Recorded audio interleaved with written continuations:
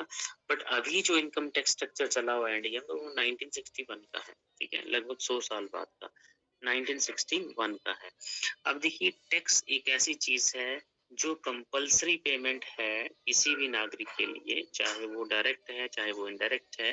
हालांकि direct tax जो है उसको हम पॉजिटिव टैक्स स्ट्रक्चर में मानते हैं, और जो इनडायरेक्ट टैक्स है वो थोड़ा नेगेटिव में आता है, क्योंकि वो सभी को देना पड़ता है। डायरेक्ट टैक्स वही देंगे जिनकी इनकम ज्यादा है, जिनकी एक लिमिट से एक्सीड कर जाती है इनकम।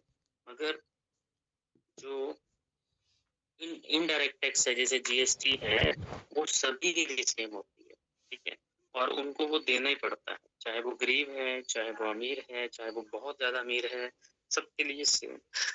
इसीलिए बोलते हैं उसको नेगेटिव इन नेचर, ठीक है। तो डायरेक्ट टैक्स हमारा पॉजिटिव इन नेचर, ठीक है, क्योंकि जिसके पास ज्यादा पैसा होगा तो वो ज्यादा टैक्स देगा, जिसके पास नहीं होगा वो टैक्स नहीं देगा, ठीक है, उस अमाउंट में।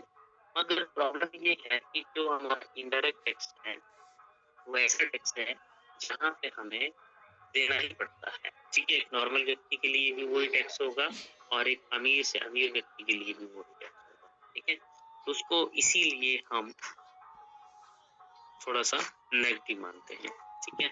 मानते नहीं है मगर इकोनॉमिक्स की भाषा में उसको नेगेटिव ही कहा जाता है, ठीक है।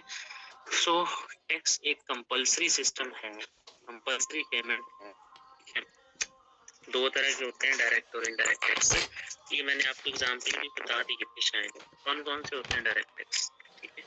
एक तो इनकम टैक्स है। डायरेक्ट का मतलब क्या होता है? डायरेक्ट टैक्स प्रत्यक्ष कर,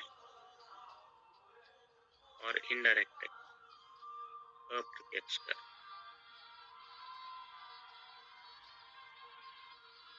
देखिए डायरेक्ट टैक्स वो होते हैं